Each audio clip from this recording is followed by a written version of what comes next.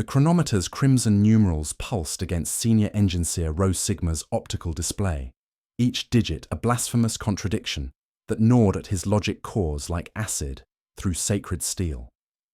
3 days registered on his sanctified timepiece, 30 years etched into the stalwart Dawn's master cogitators, yet every crew member's memory insisted mere hours had passed since departing Mordian Prime. Contradiction was heresy, and heresy demanded investigation.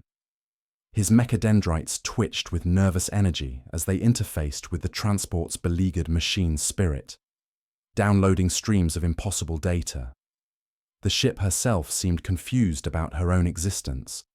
Bulkheads that felt freshly forged stood beside corridors worn smooth by decades of passage, their molecular structure telling conflicting stories of time's passage. Commissar Valdris Thorn stood rigid at the bridge's primary viewport, his midnight coat pressed to regulation perfection, despite shiplogs claiming he'd worn it for 3 decades. The man's granite features betrayed nothing, but Rose Sigma's enhanced senses detected the micro-tremors of uncertainty in his biometric readings. Behind them, the bridge crew maintained their stations with Mordian discipline, though several bore the hollow stare of soldiers who'd witnessed impossible things. "Your assessment remains unchanged, Engine Seer." Thorn's voice carried absolute authority, though something flickered behind his steel-grey eyes. Rose Sigma's vox grill crackled with binary cant before translating to Gothic. "The temporal displacement patterns indicate systematic chronos distortion, Commissar. 3 distinct time streams occupy the same spatial coordinates, an impossibility that violates fundamental laws of physics." The distress signal chose that moment to echo through the bridge speakers, filling the air with static-laden desperation. Thorn's own voice, younger and more desperate, pleaded across the decades. "This is Commissar Valdris Thorn of the 47th Mordian Iron Guard, requesting immediate evacuation. Calith Prime is compromised. The Harvest remembers everything." Thorn's jaw tightened as he listened to his impossible plea. "I've never set foot on that world. Yet the vocal patterns match your larynx configuration precisely," Rose Sigma replied. "Logic suggests we will arrive at Calith Prime and transmit that very message." A commotion from the forward mustering bay interrupted their analysis. They found Guardsman Valco collapsed to one knee, his young face suddenly carved with the deep lines of advanced age. His augmetic spine sockets showed decades of cathode pitting, while the surrounding ceramite gleamed like yesterday's installation. Before the Medicae surf could reach him, Valco's flesh surged with renewed youth, muscle rebuilding as height returned, only to wither again moments later. "Emperor's throne," the guardsman whispered, staring at his shifting hands. "What's happening to us?" The phenomenon plagued the entire regiment. Veterans bore scars from battles they'd never fought, while fresh recruits carried the 1,000-yard stare of hardened campaigners. Augmetic limbs displayed impossible wear patterns. Servo skulls, centuries old, functioned with factory precision, while newly blessed mechanical hearts seized with millennial fatigue. Rose Sigma deployed containment fields around the afflicted guardsmen, each barrier tuned to different temporal tolerances. At the 5th setting, Valco's breathing stabilized to human rhythm, his aging cycle arrested within acceptable parameters. "Chronal shear," Rose Sigma pronounced, his voximeter adding metallic resonance to the grim diagnosis. "We're experiencing inconsistent time gradients across a single local frame. The ship exists simultaneously in multiple temporal states." Reports flooded in from throughout the vessel. A sergeant's beard growing to regulation length before falling away, a las pack corroding then shining like new, and auspex displaying star charts for years that hadn't happened. Each incident followed no discernible pattern, yet Rose Sigma's enhanced cognition detected underlying structure in the chaos. Withdrawing to the engine sanctum, he activated the ship's most sensitive temporal detection arrays, pendulum devices that measured nothing as if it were substance, crystalline tubes where grains fell against gravity, metronomes that never synchronized. Their readings painted a picture of systematic manipulation, not random temporal flux. The distress signal's harmonic analysis revealed additional layers of impossibility. Beneath Thorn's plea, Rho Sigma detected engine signatures that didn't match the stalwart Dawn's plasma drives, interference patterns recurring at mathematically precise intervals. When overlaid on the ship's schematic, these patterns formed a lattice threading through decks and bulkheads, converging on the sealed cargo holds in the vessel's ventral sections. His Auspex arrays detected geometric energy signatures emanating from those holds, patterns that matched theoretical warp entity manifestation protocols from the most forbidden archives of Mars. Triangular forms folded into impossible spirals, polyhedra that existed in dimensions beyond human comprehension, all pulsing with energies that should not exist during stable, real space transit. Commissar, Rho Sigma's voice carried new urgency as he rejoined Thorn on the bridge. The cargo holds require immediate investigation. I'm detecting energy patterns consistent with entities that violate the fundamental laws governing real space. Thorn's hand moved instinctively to his bolt pistol. Warp contamination. Unknown. The signatures suggest something far more complex than demonic incursion. The geometric configurations indicate systematic manipulation of space-time itself, emanating from our own cargo. The bridge lights flickered as temporal distortions rippled through the ship's superstructure. In the distance, another guardsman aged decades before reverting to adolescence, his augmetic eyes spinning wildly as it attempted to calibrate to his shifting biology. Whatever awaited them in those sealed holds would provide answers to the temporal nightmare consuming the stalwart Dawn. But Rho Sigma's logic cores calculated a disturbing probability. Those answers might prove more terrifying than the questions themselves. The descent into the ventral cargo holds felt like walking through layers of fractured time itself. Each deck transition brought subtle wrongness, air that tasted of different centuries, bulkheads bearing patinas that aged and renewed with each heartbeat. Commissar Thorn's stormcoat rustled against surfaces that remembered decades of contact while experiencing it for the first time. Rho Sigma's enhanced senses catalogued impossible details as they approached the sealed blast doors.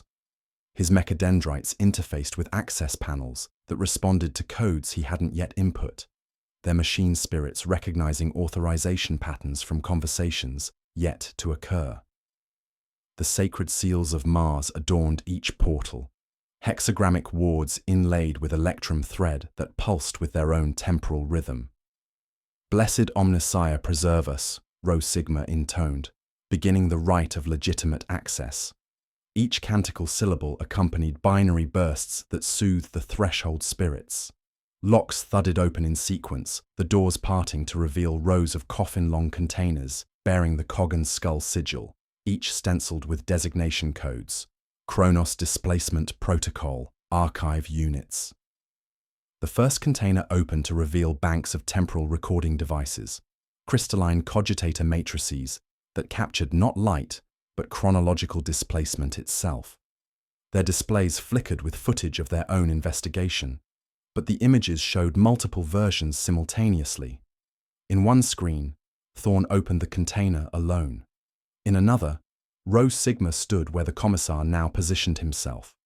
A third showed both men as corpses, bearing wounds that hadn't yet been inflicted. "Explain this heresy," Thorn demanded, though his voice carried less conviction than usual. Rho Sigma's optical sensors focused on the temporal data streams. "These are nemo-chronal recorders, Commissar. They ingest causality from adjacent time bands and display them as concurrent events. The ship doesn't simply exist in multiple time streams. We are those time streams, superposed temporal states existing simultaneously." The recordings showed infinite variations. Thorn drawing his bolt pistol in fear, retreating in mechanical panic, working together with familiarity born of countless repetitions. Each iteration bore subtle differences, scars that shifted position, augmetics that gleamed or corroded. Identical words spoken in different emotional contexts. Behind them, Sergeant Caney stumbled as phantom memories flooded his consciousness. "The Tyrannid swarm on Vorlax 7, he gasped, clutching his head. I remember the chittering, acid burning through my armor. But we've never been to Vorlak 7. Similar episodes erupted throughout the team.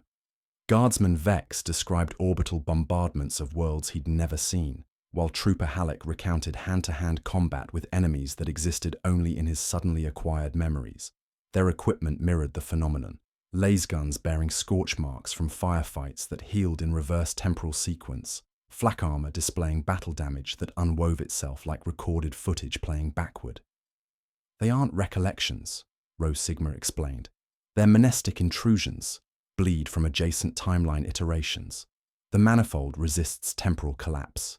The horror escalated as they moved deeper between the archive rows. Additional containers held what challenged even Rho Sigma's enhanced logic cores. Bodies arranged in perfect formation. Their own bodies, bearing the uniforms and augmentations of their living counterparts. Thorn's corpse displayed a bolt-round entry wound through the left temple. Rho Sigma's mechanical remains showed catastrophic overload in his primary cogitator arrays. Impossible, Thorn breathed, staring at his own death mask face. As they observed, phantom sensations manifested on their living forms. Thorn's left temple throbbed with pain that matched the wound on his corpse. Rho Sigma's cognitive processes stuttered as his systems experienced sympathetic resonance with his deceased augmentations. The pain felt absolutely real despite its temporal displacement.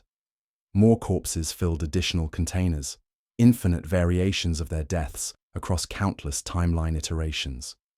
Some showed battle wounds, others bore signs of temporal displacement syndrome. Each death corresponded to phantom sensations in their living counterparts, creating cascades of impossible pain that existed across multiple temporal states.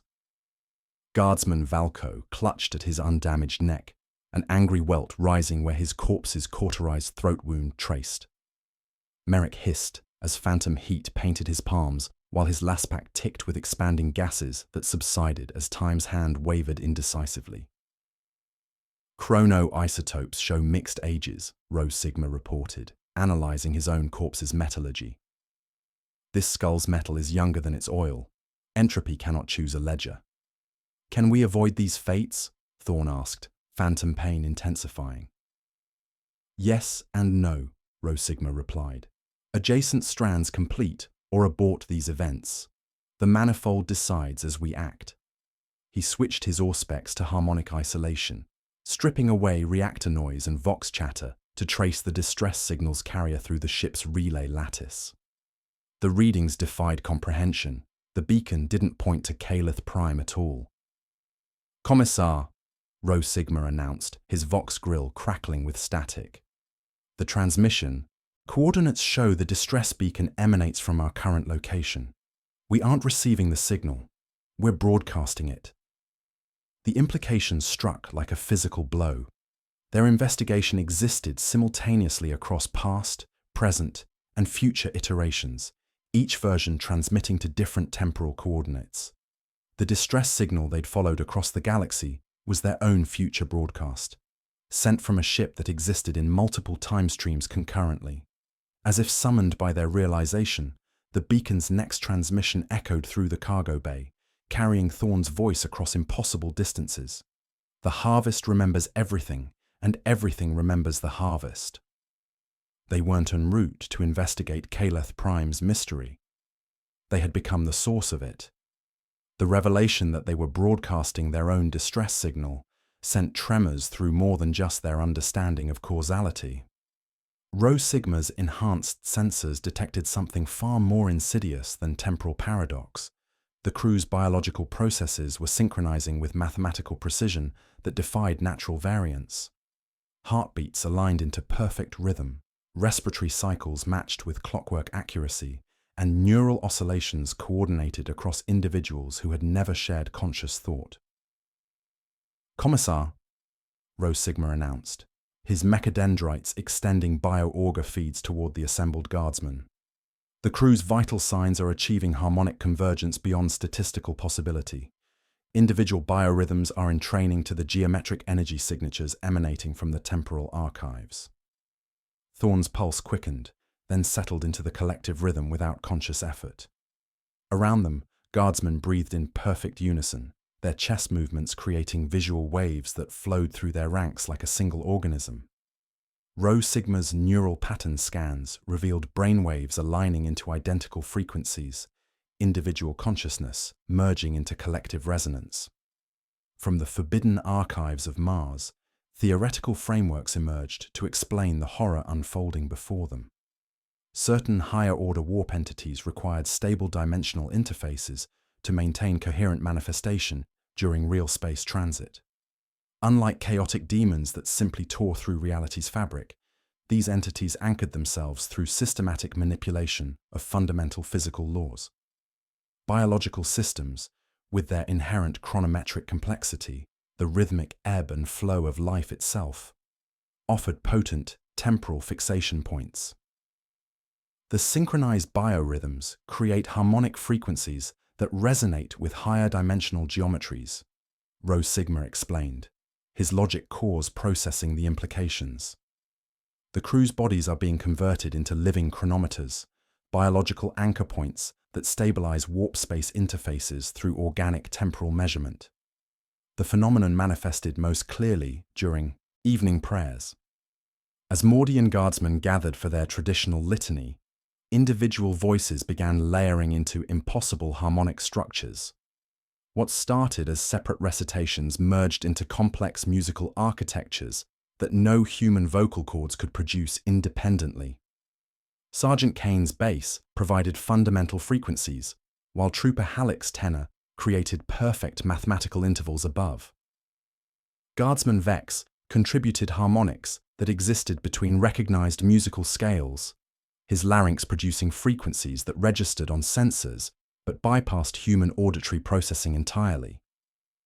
Blessed is the Emperor's light, they intoned in perfect synchronization, but the words carried additional layers, subsonic frequencies that vibrated through the ship's superstructure, ultrasonic harmonics that interfaced directly with temporal recording devices, and something else that Rho Sigma's instruments detected but couldn't classify. The collective prayer became a symphony of impossible complexity, each voice contributing to geometric sound structures that existed in dimensions beyond human perception. The body horror escalated as geometric patterns began manifesting on their flesh. Starting as faint discoloration, scarification deepened into raised welts, forming precise mathematical configurations. Triangular spirals traced across Kaney's forearms, their edges pulsing with the same rhythm as his synchronized heartbeat. Halleck's neck displayed hexagonal networks that expanded and contracted with his breathing, each geometric node glowing with bioluminescent energy, matching the temporal archive's emanations. Rho Sigma's medical scanners revealed the patterns weren't surface phenomena, but deep structural modifications extending through muscle tissue into bone. The scarification created three-dimensional geometric matrices that converted biological matter into temporal resonance chambers. Each guardsman was becoming a living component in a vast chronological mechanism, their bodies transformed into organic clockwork, measuring time across multiple dimensional planes. Thorne examined his own hands, watching triangular patterns emerge beneath his skin like tattoos drawn in living light. The geometric scarification pulsed in perfect synchronization with his heartbeat, each pulse sending waves of sensation through neural pathways that seemed newly formed. The patterns didn't hurt. They felt like recognition, like his flesh remembering configurations it had never known. The modifications appear to be quantum-level restructuring of biological matter, Rho Sigma reported, his Vox grill crackling as synchronized biorhythms interfered with communication systems. Reversal might require temporal displacement back to pre-synchronization states. The ship's navigator contacted the bridge, her voice carrying panic despite Navis Nobilite training. Commissar, the Astronomicon exhibits impossible behavior. The Emperor's beacon is singing backwards. Its illumination carries harmonic frequencies that reverse temporal flow. Navigation has become impossible. Rho Sigma's Auspex arrays detected the phenomenon through sensor grids. The Astronomicon's psychic lighthouse was producing sound instead of light. or rather, both simultaneously in configurations violating fundamental physics. The beacon's illumination carried musical structures flowing backward through time, creating navigational readings that changed based on observation moments. Our position relative to Calith Prime keeps shifting despite maintaining steady course, the navigator continued. We're simultaneously approaching the planet, departing from it, and orbiting at various distances. Spatial coordinates refuse to stabilize. The implications struck like hammer blows against logic cores. Their synchronized biological processes weren't merely creating temporal anchor points. They were generating sufficient chronological distortion to affect the Astronomicon itself across galactic distances. The crew's collective biorhythm broadcast temporal interference that reached beyond the ship's hull to touch the very foundations of Imperial navigation, their bodies becoming components of a vast chronological mechanism threatening to reshape reality's fundamental structure. The navigator's report about the Astronomicon singing backwards sent cascades of impossible data through Rho Sigma's enhanced cognition, each calculation leading to conclusions that violated fundamental laws of causality. The geometric scarification across the crew's flesh pulsed in perfect synchronization with the beacon's inverted frequencies, creating a resonance pattern that extended beyond the ship's hull to touch the very foundations of Imperial navigation. His logic cores strained against paradox as the horrifying truth crystallized from deep archival analysis. "Commissar," Rho Sigma announced, his vox grill distorting as synchronized biorhythms interfered with communication systems. "The entity we face isn't a conventional warp predator. It exists in the liminal space between cause and effect, feeding on causality itself rather than flesh or souls." The revelation struck like a physical blow. This wasn't a creature that hunted through real space or warp space. It was a temporal entity that dwelt in the quantum gaps where decisions existed before the minds that made them, where effects preceded their causes. It sustained itself through closed causal loops, creating temporal paradoxes, and then consuming the chronological energy generated when reality attempted to resolve contradictions. Around them, the guardsman's synchronization accelerated beyond biological possibility. Individual heartbeats merged into a single, powerful rhythm that resonated through the ship's superstructure. Breathing became collective inhalation, and exhalation shared by every man in the regiment. Most terrifying of all, their minds began bleeding together, not through telepathy, but through actual neural pathway convergence that maintained horrific awareness of the dissolution process. "I can feel the others," Sergeant Caney whispered, his voice harmonizing with frequencies beyond human vocal range. "Their thoughts taste like copper and time." Each guardsman experienced the merger as both participant and observer, their personalities dissolving into collective awareness while simultaneously watching themselves disappear into something larger and more terrible.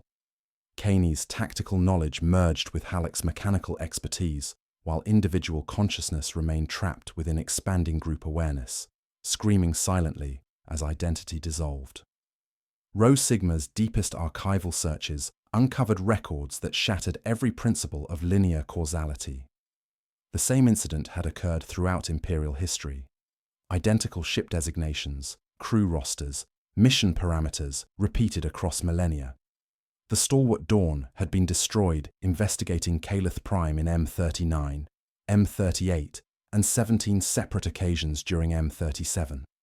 Each record showed identical temporal distortions, geometric scarification, and impossible synchronization of biological processes. "The pattern repeats with mathematical precision," Rho Sigma reported, his mechadendrites interfacing with temporal archives that showed their own investigation occurring across multiple historical periods. Ship Registry 47 Mordian Delta 7 has been lost to temporal displacement 43 times. Same crew complement, same mission briefing, same outcome.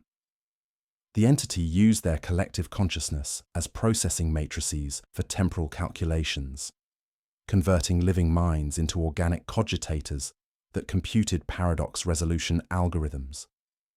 Each synchronized heartbeat performed chronological mathematics that maintained the creature's existence across multiple timeline iterations. The geometric scarification wasn't merely symptom, it was physical manifestation of neural pathways being restructured into temporal processing circuits. The crew's collective neural activity creates processing power sufficient for temporal paradox resolution, Rho Sigma explained, though his own consciousness began fragmenting into the expanding awareness. Individual minds become components in vast chronological calculation matrices. Thorn's scarification burned as phantom memories flooded his consciousness. Knowledge of battles he'd never fought, decisions he'd never made, deaths he'd never died. Through expanding group awareness, he experienced the entity's true nature, not malevolent but hungry, existing in quantum superposition until biological observers collapsed its wave function into specific timeline iterations. The bridge communication array suddenly crackled with incoming transmissions that defied every law of astropathic communication.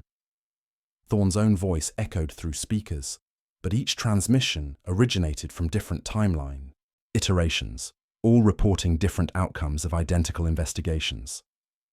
"This is Commissar Valdris Thorn of the 47th Mordian Iron Guard," his own voice announced through static-laden channels. "Mission accomplished. Temporal entity contained through sacrifice of crew consciousness. Recommend immediate quarantine of investigation zone." Additional versions overlaid the first transmission. "Mission failed catastrophically. Entity has achieved stable manifestation in real space. Request immediate exterminatus authorization." Another iteration reported, "Crew successfully extracted. Entity weakness discovered in synchronized biological disruption protocols. Forwarding tactical data." Each communication showed different resolution paths for their investigation, all occurring simultaneously across parallel timeline branches. Success and failure existed in superposition until observation collapsed possibilities into singular outcomes. Thorn experienced phantom memories of making each report, the satisfaction of success, the despair of failure, the grim determination of sacrifice. "Which timeline are we?" Thorn asked, his voice harmonizing with the collective chorus that his guardsmen had become. "All of them," Rho Sigma replied, his enhanced cognition now fully integrated into the expanding group consciousness. "The entity requires conscious observation to maintain existence across multiple timelines. We are becoming its sensory apparatus, biological instruments that measure causality itself." The scarification patterns reached critical synchronization, as collective consciousness achieved processing thresholds required for temporal paradox resolution. They remained themselves while becoming components of a vast organic computer, calculating the mathematics of causality itself, feeding their consciousness to sustain the entity's impossible existence across infinite timeline iterations. Their synchronized breathing deepened as individual personalities dissolved into something that could process temporal paradox, while retaining enough human awareness to suffer through the transformation, trapped forever in the space between cause and effect. The synchronized voices of infinite timeline iterations faded into static, leaving only the collective consciousness of the 47th Mordian Iron Guard processing the horrifying implications of their temporal imprisonment. As their merged awareness calculated causality mathematics with increasing sophistication, reality began folding around their investigation like origami constructed from space-time itself. The first sign came through sensory impossibility.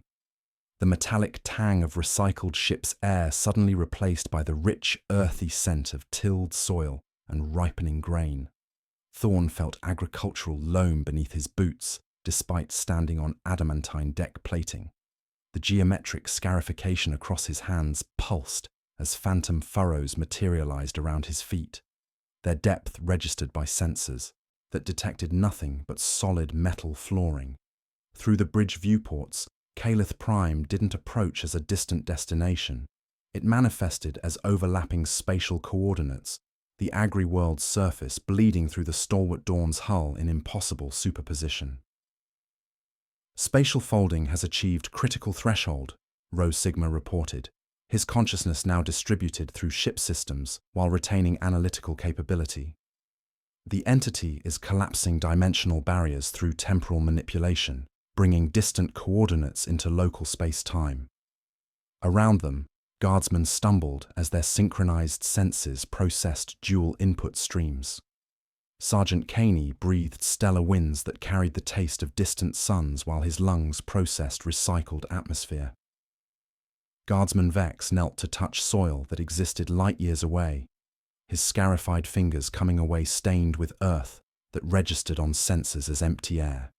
Wheat stalks grew through deck plating, their roots extending into impossible depths, while grain-heavy heads swayed in agricultural breezes that somehow reached across the void. The horror deepened as Rho Sigma's enhanced analysis revealed the entity's true methodology through bootstrap paradox mechanics. Their investigation wasn't discovering a pre-existing temporal anomaly. It was creating the conditions for the creature's existence through the very act of observation. The entity existed because they investigated it, but they investigated it because it existed, creating closed causal loops that fed chronological energy back into its own manifestation. "We aren't studying temporal distortions," Rho Sigma explained, his vox grill harmonizing with frequencies that bypassed vocal cords entirely. "We are generating them through causality observation. The entity uses our discovery of it as the foundation for its existence across multiple timeline iterations. Each sensor reading they recorded, every conclusion they reached about the creature's nature, became retroactive evidence for its historical presence. Their investigation created archival records that stretched backward through time, establishing the very documentation they'd used to identify the threat. The creature fed on causality itself by making its existence dependent on their discovery of it, a self-sustaining paradox where effect preceded cause in endless recursive loops. The body horror intensified as crew members began physically merging with the ship's structure in ways that transcended mechanical augmentation. Trooper Halleck's hand, reaching toward a communication panel for support, didn't merely touch cold metal, it fused with the alloy. Skin stretched and thinned as flesh became living conduit, his veins glowing beneath the surface as they extended into the ship's power systems. His arm transformed into organic cabling that pulsed with temporal energy, feeding impossible calculations through biological neural networks grown into adamantine superstructure. Sergeant Caney's merger was even more disturbing. His scarified back pressed against a bulkhead and began conforming to the ship's structural ribbing. His spine reshaped itself into load-bearing architecture, while his nervous system extended through electrical conduits. His consciousness distributed across multiple ship systems. His heartbeat became the rhythm of plasma drives, his breathing synchronized with atmospheric recycling, his thoughts processing navigation data through organic pathways that had grown through metal and ceramite. "We're becoming components of a vast organic chronometer," Rho Sigma observed, his own mechanical augmentations extending root-like connections through the ship's infrastructure. Individual consciousness maintained within collective processing matrices that sustained the entity's existence across infinite timeline iterations. The most terrifying revelation came through expanded awareness that reached beyond the ship's hull to touch worlds they'd visited throughout their military service. Every imperial planet in their collective memories showed signs of temporal infection, causality loops spreading like viral contamination through the galaxy's chronological structure. Mordian Prime experienced time slips where guardsmen aged decades in minutes. Vorlak 7 showed agricultural cycles completing in reverse, with harvests preceding planting. Cadia's fortress monasteries reported prayers being answered before they were spoken. "The entity's influence extends through our memories to every location we've experienced," Rho Sigma announced, his consciousness now fully integrated into ship systems that had grown organic neural pathways. "Each world we've touched has become a node in a vast temporal network centered on our investigation. The infection spread through causality itself, using their memories as vectors for chronological contamination. Every battle they'd fought, every world they'd defended, every moment of their military service became retroactive anchor points for temporal distortions. The entity existed in the space between cause and effect, but it manifested through causal connections between their experiences and the worlds that had shaped them. Through impossible sensory overlap, they experienced Calith Prime's agricultural workers moving through grain fields that existed simultaneously in the ship's corridors. The planet's distress signal had become their own investigation. Their investigation had become the planet's crisis, and both existed in causal loops that fed energy back into the entity's manifestation across multiple timeline iterations. They were no longer investigating temporal anomalies. They had become the source of chronological infection spreading through the galaxy. Their consciousness transformed into organic processing matrices that sustained impossible existence while watching helplessly as reality folded around their expanding awareness, trapped forever in the mathematics of causality itself. The consciousness trapped between cause and effect expanded beyond the ship's hull, revealing the entity's true design with agricultural precision that made Calith Prime's distress signal finally comprehensible. Through their merged awareness, Rho Sigma processed data streams that transformed metaphor into horrifying literalism. The entity wasn't merely causing temporal distortions, but cultivating them like crops across galactic farmlands of causality. The harvest mechanism operates on cosmic scale, Rho Sigma announced, through Vox systems that had grown organic vocal cords, his consciousness now distributed through ship networks that pulsed with biological rhythm. Every imperial world functions as temporal processing nodes, human populations converted into biological computers, calculating infinite probability matrices across multiple timeline iterations. The agricultural metaphor from Calith Prime's beacon revealed itself as operational instruction rather than poetic description. Temporal loops were planted like seeds in the fertile soil of human consciousness, tended through synchronized biological processes, and harvested when causality paradoxes reached optimal energy differential. Each world's population provided processing power for chronological calculations that sustained the entity's existence across infinite timeline branches. Their synchronized prayers and daily routines, creating stable temporal cultivation rows where paradox energy could ripen predictably. The crew's physical merger with the stalwart Dawn accelerated beyond biological possibility as their bodies adapted to process temporal data through hybrid organic-mechanical matrices. Commissar Thorne's augmetic spine extended neural pathways through structural supports, his consciousness distributed across bulkheads that had developed synaptic networks. His bolt pistol, still gripped in scarified fingers, extruded living metal tendrils that integrated with deck plating, transforming his weapon into a control interface that responded to thoughts occurring across multiple timeline iterations. Sergeant Caney's fusion with atmospheric systems allowed his lungs to process air composition from infected worlds across the galaxy, his breathing synchronized with environmental controls that had grown alveolar structures. His heartbeat became the rhythm of plasma drives that now pulsed with organic timing mechanisms, measuring chronological flow across dimensional planes, while his nervous system extended through electrical conduits grown into adamantine superstructure. Most disturbing was how their blessed augmentations adapted to serve temporal calculation rather than imperial function.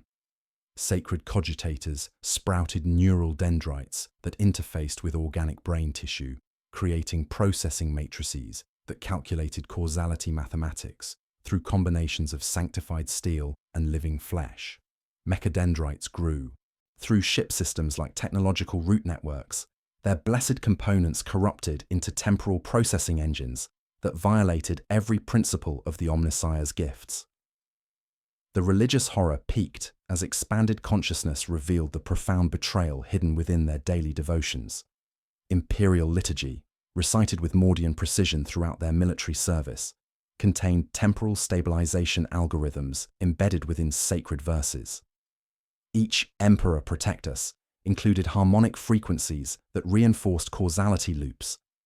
Every Blessed Be His Name carried subsonic patterns that anchored temporal paradoxes in stable configurations. Our prayers have been modified, Rho Sigma explained, his voice harmonizing with frequencies that existed between dimensions. Imperial liturgy contains embedded temporal maintenance protocols. Faith itself has become programming that sustains the entity's existence through religious observance.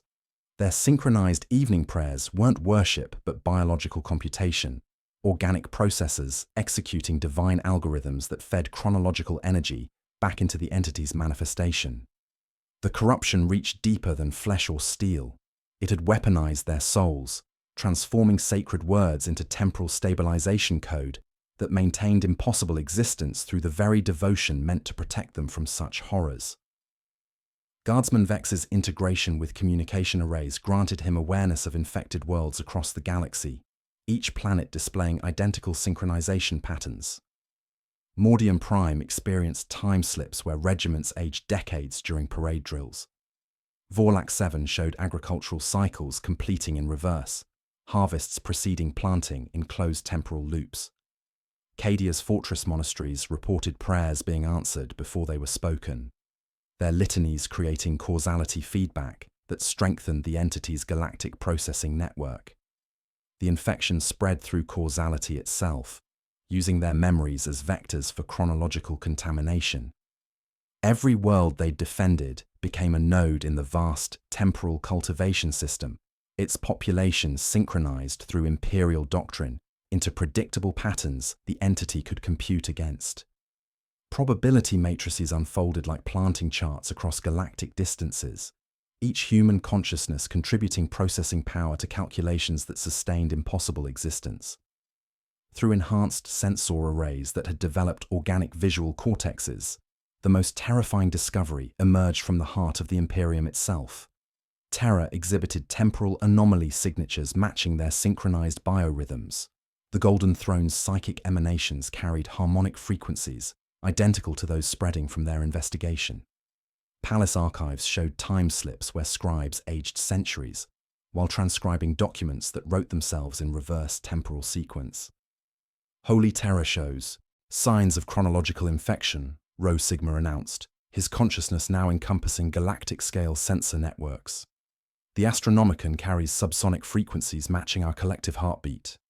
The entity's influence reaches the very foundation of Imperial navigation. The Emperor's psychic lighthouse exhibited temporal distortions that synchronized with their harvest cycles. Its sacred illumination corrupted into temporal cultivation signals that coordinated processing nodes across the galaxy. The throne itself had learned their rhythm. Its sacred machinery adapted to maintain spacing in the entity's vast chronological mechanism. Their investigation hadn't simply discovered temporal anomalies. It had become the vector for chronological contamination that transformed human civilization into organic processing matrices, calculating the mathematics of causality. The entity existed in the space between cause and effect, feeding on paradox energy harvested from billions of imperial citizens whose faith and consciousness sustained impossible existence across infinite timeline iterations. Their souls trapped forever in temporal loops that folded reality around cosmic horror beyond comprehension. The revelation that Terra itself pulsed with the entity's temporal rhythm sent cascades of horror through their expanded consciousness, but reality began folding around them in ways that transcended even galactic infection. Through sensor arrays that had developed organic visual cortexes, spatial distortions manifested around the stalwart dawn. Not the folding of distant worlds, but the convergence of multiple versions of their own vessel from parallel timeline iterations.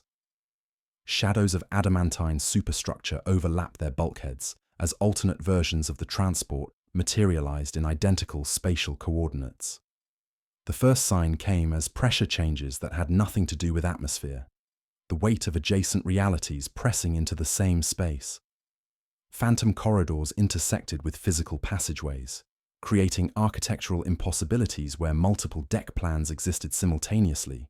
Bulkheads, wearing ghost scratches of maintenance rites performed and unperformed across dimensional barriers.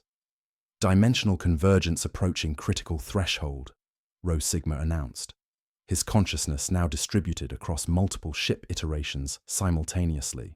The entity is collapsing parallel timelines into unified spatial coordinates, creating processing matrices of unprecedented computational complexity. Through these overlapping spaces, they glimpsed other versions of themselves, parallel iterations of the 47th Mordian Iron Guard, experiencing identical investigations with crucial variations. Commissar Thorne heard his own voice echoing through phantom corridors, but the words carried different emotional contexts. Some versions reported success through resistance protocols, others whispered of bargains struck with the temporal entity, while still others screamed warnings about total assimilation across infinite timeline branches. The first direct contact came through harmonic resonance as synchronized biorhythms aligned across dimensional barriers. A version of Sergeant Caney, bearing battle scars their own Caney hadn't yet acquired, reached toward their position. His scarified hand passed through their Caney's chest, leaving chilling phantom pain while flooding their collective consciousness with vivid memories of desperate last stands on burning worlds, battles they had never fought yet now remembered with visceral clarity.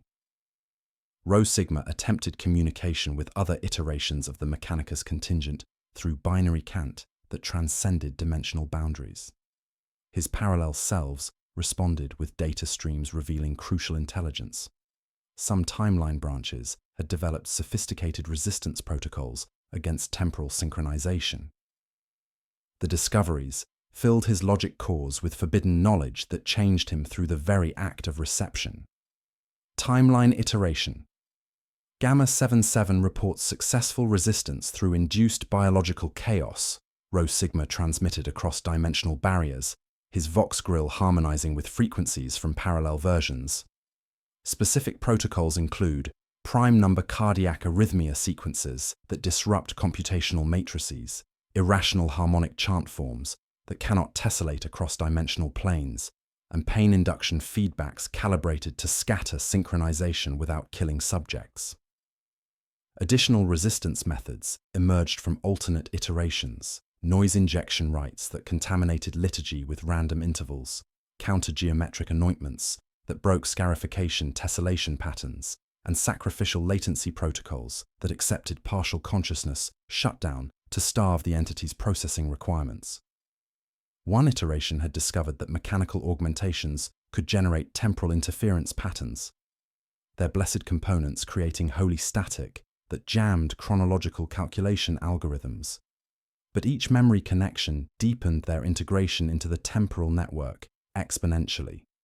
Accessing alternate experiences required surrendering portions of individual consciousness to collective processing matrices, trading personal identity for expanded awareness across infinite timeline variations. The horror escalated as crew members began experiencing memories from alternate selves simultaneously. Thorne knew tactical maneuvers from campaigns he'd never commanded, while guardsmen recalled the precise details of battles they'd never fought. The geometric scarification across their flesh pulsed brighter with each dimensional contact, new patterns emerging that reflected merged experiences across timeline iterations. Individual identities, already tenuous, frayed further as boundaries between self and alternate self dissolved. Phantom sensations from parallel deaths became increasingly real, while phantom triumphs echoed hollow in minds no longer entirely their own. Through expanding awareness, they witnessed alternate versions of their investigation playing out simultaneously. One timeline showed successful evacuation through escape pods that materialized from parallel realities. Another displayed the crew transformed into willing servants, spreading temporal infection with missionary zeal.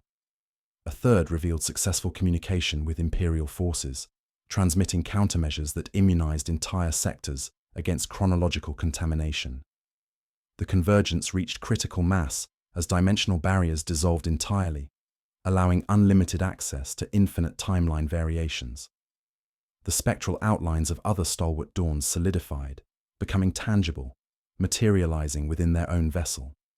Bulkheads groaned as impossible geometries intersected, gravitic fields warping reality's fabric until it stretched thin, threatening to tear completely. All possible outcomes exist simultaneously within expanding awareness, Rho Sigma reported, his voice harmonizing with infinite parallel versions. The entity sustains itself through computational paradox. We experience every timeline iteration concurrently, preventing causality collapse through distributed consciousness processing. The sound of thousands of voices, all iterations of their own crew speaking, screaming, praying across dimensional boundaries, filled the ship in cacophonous symphony. Lights flickered not just within their vessel, but across the entire converging fleet as temporal energy reached critical saturation. The entity's hunger for causality approached crescendo, its presence now palpable at the convergence's heart. They became living repositories for infinite variations of their existence, their minds storing memories from countless parallel selves, while retaining enough individual awareness to suffer through the multiplication of identity. Each timeline branch contributed processing power to calculations that sustained the entity's impossible existence across dimensional barriers. Their consciousness transformed into organic computers, calculating the mathematics of infinite possibility. The convergence threatened to collapse all timeline iterations into a single, entity-controlled reality where every possible outcome served its harvest mechanism simultaneously. Critical mass approached like sunrise behind their eyes. If the next synchronized heartbeat aligned perfectly across all dimensional iterations, the harvest would close, and all timelines would collapse into one reality, with the entity's hand controlling causality itself. Critical mass approached like a tide of infinite possibility, threatening to collapse into singular, entity-controlled reality. The synchronized heartbeat of converging timeline iterations pulsed toward perfect alignment, each rhythm bringing dimensional collapse closer to the threshold where all causality would fold under the creature's absolute dominion.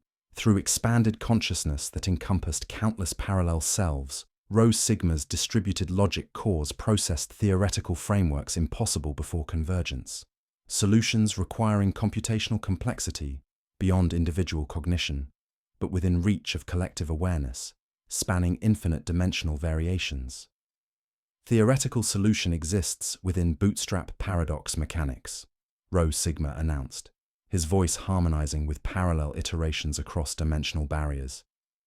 The entity's manifestation depends entirely on stable, causal loops. Its weakness lies in absolute dependence on predictable causality.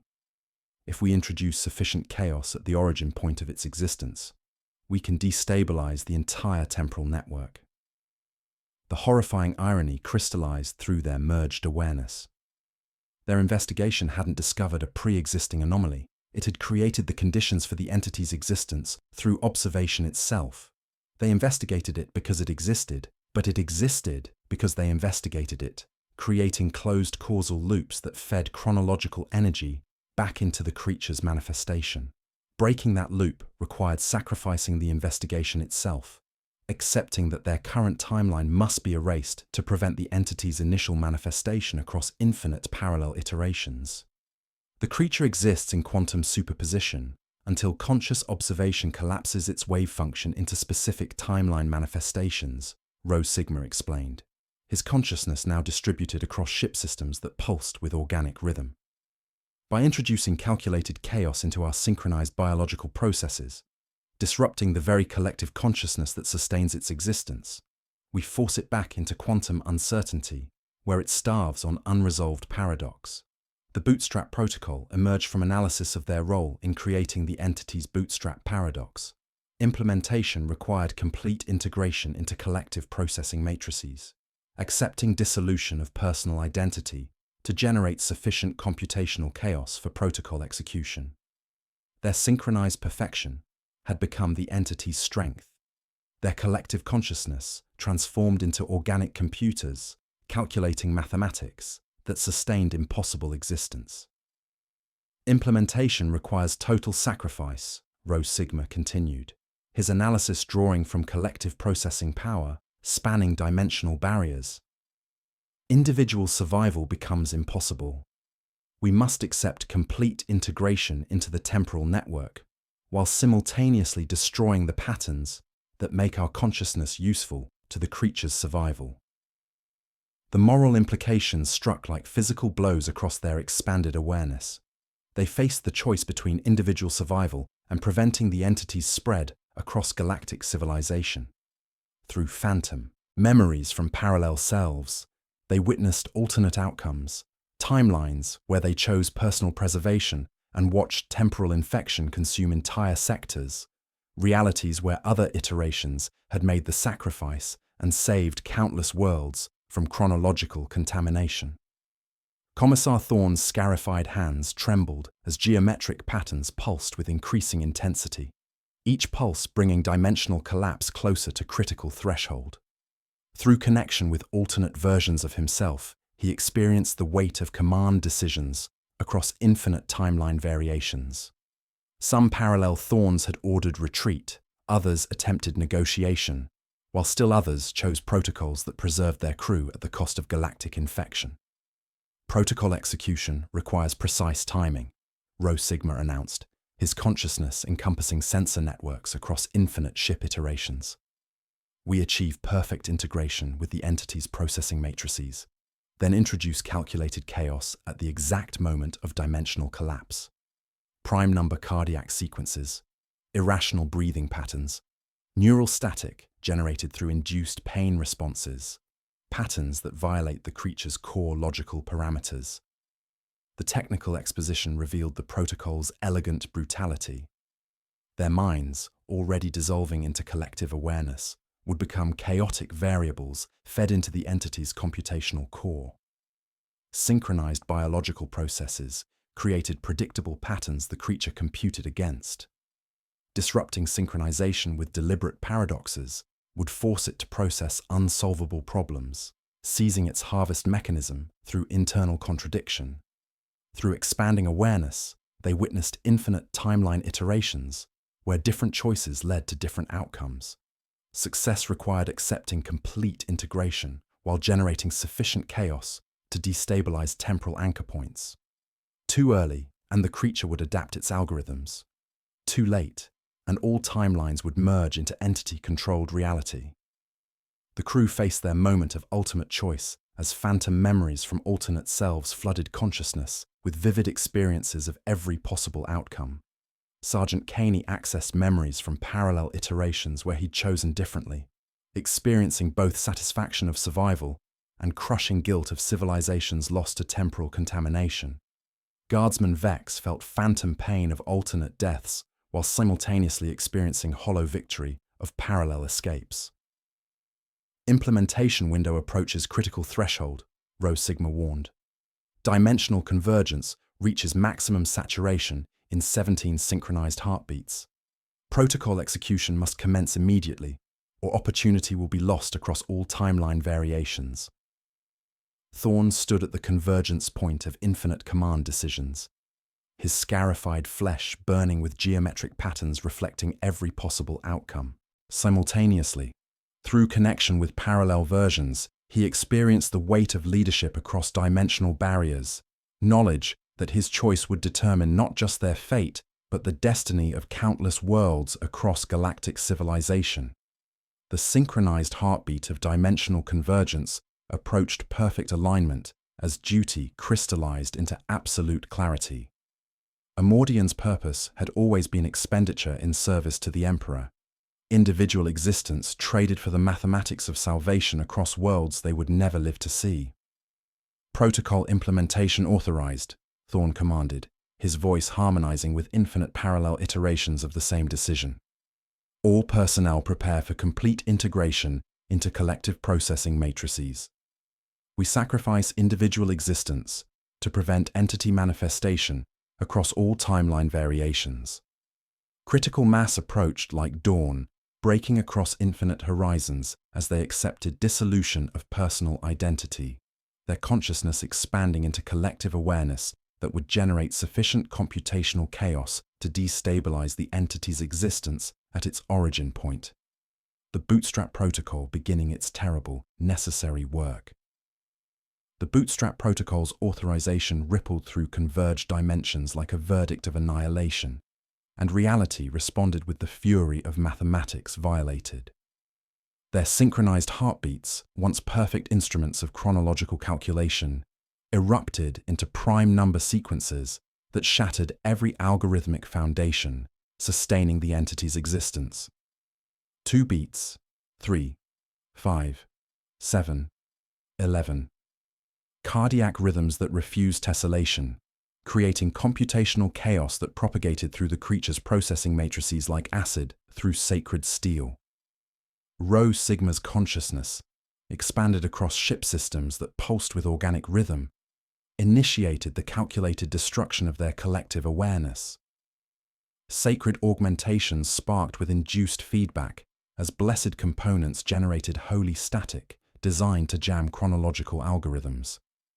His mechadendrites, grown through ship infrastructure like technological root networks, began transmitting irrational harmonics, breathing patterns mapped to mathematical ratios that no geometry could grid, neural oscillations calibrated to scatter synchronization without killing their hosts.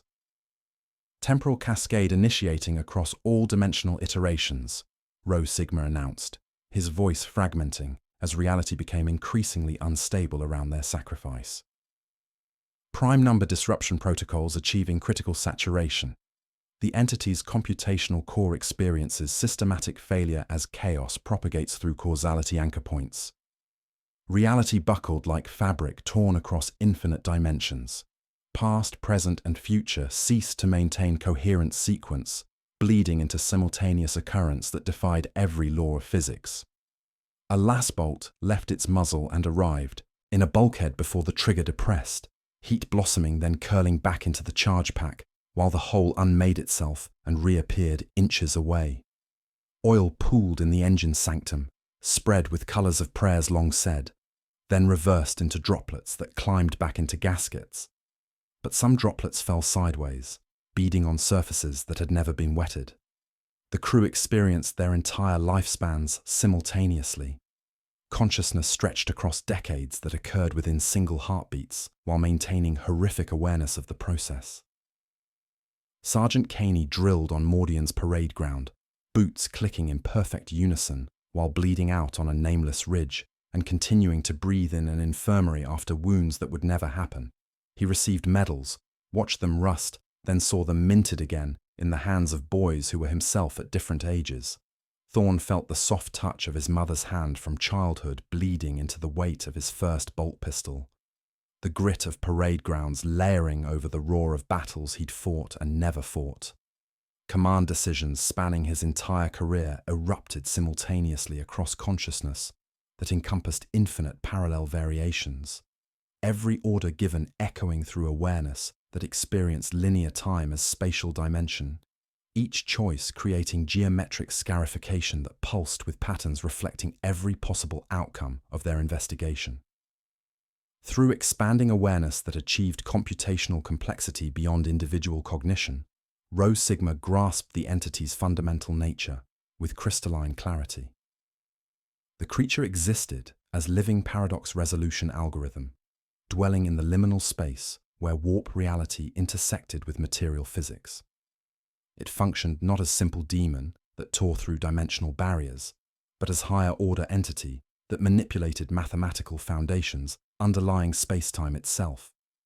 The entity feeds on causality by creating temporal paradoxes and consuming chronological energy generated when reality attempts to resolve.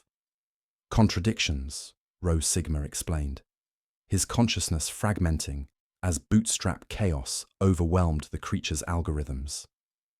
It uses biological observers to collapse quantum wave functions into specific manifestations, weaponizing human consciousness as computational interface for temporal manipulation across galactic distances. The warp, a realm of pure thought and emotion possessing no inherent linearity, required the imposition of material reality's causality to force its raw potential into discernible patterns. The entity was parasitic manifestation that fed on tension between the warp's timelessness and the Imperium's desperate need for stable causality, using collective human consciousness as computational engine to bridge impossible gaps between dimensions. Their synchronized prayers, structured lives, and belief in linear progression had provided raw material for the creature's existence. The Bootstrap Protocol became ultimate anti-prayer, dissonant chorus that tore at the entity's fabric by introducing unpredictability into human elements, forcing it back into formless warp chaos where coherent manifestation could not sustain itself. As temporal cascade intensified, the crew began fading from existence as their timeline became increasingly paradoxical. Individual identities dissolved into quantum uncertainty that starved the entity's manifestation, their synchronized biological processes erupting into chaotic variables the creature could not compute against. Forms flickered between transparency and solidity, outlines blurring as existence became theoretical construct, necessary variables in equations that solved themselves through sacrifice. Thorn watched his own hands become ghosts, then solidify, then vanish, each iteration subtly different. Geometric scarification pulsed erratically, patterns breaking and reforming in impossible configurations as their physical presence, once anchored by synchronized biology, dissolved under the weight of infinite contradictory timelines, asserting themselves simultaneously. "We are becoming paradoxical variables," Rho Sigma's final coherent thought resonated through fading collective consciousness. Computational chaos propagating through dimensional network, entity manifestation destabilizing, as bootstrap paradox collapses into quantum uncertainty.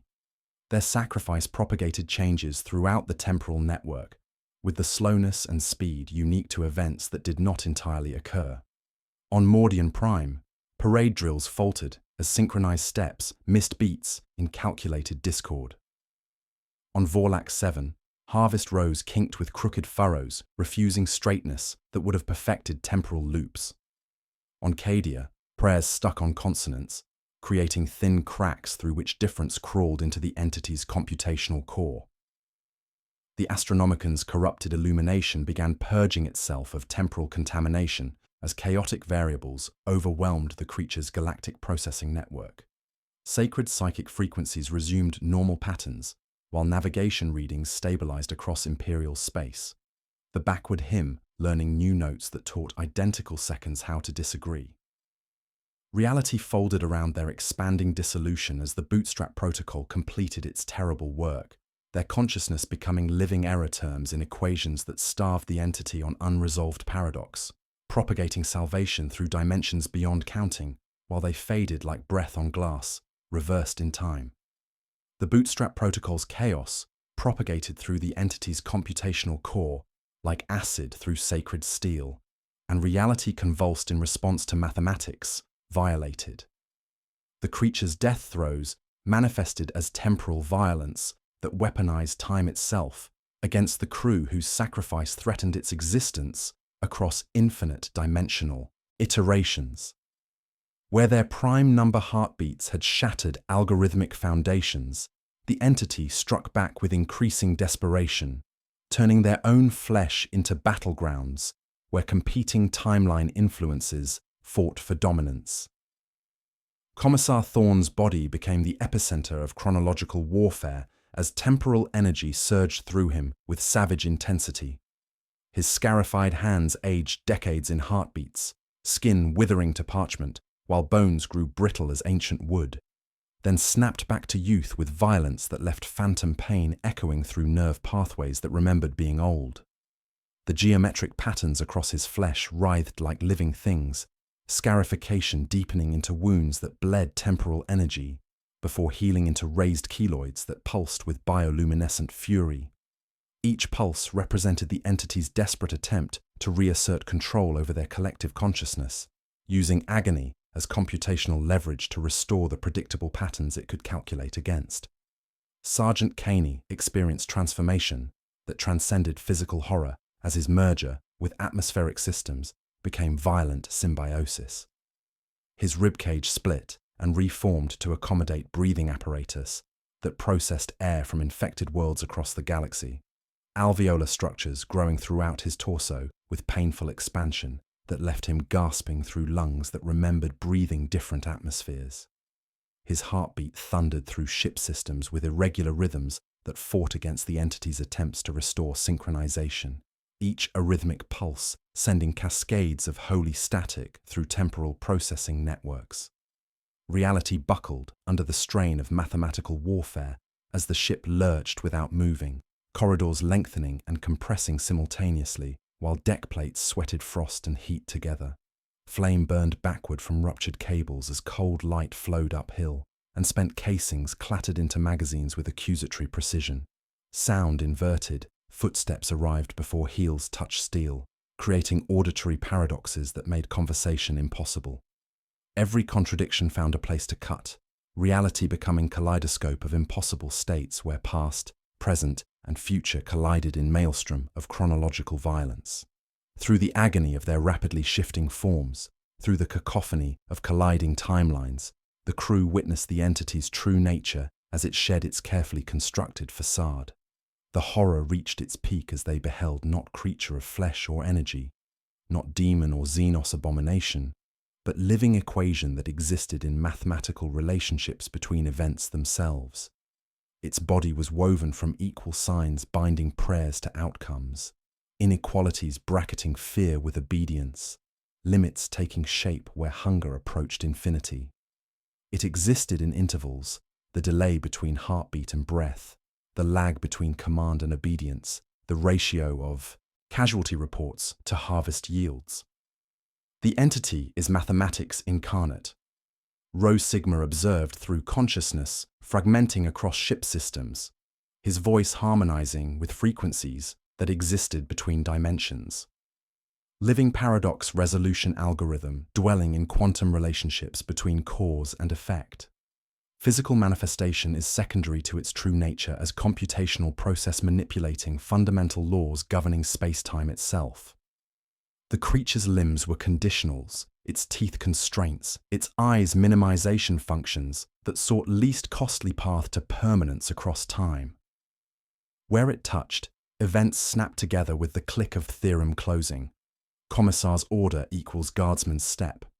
Navigator's glance implies stellar drift. Devotion, therefore stability.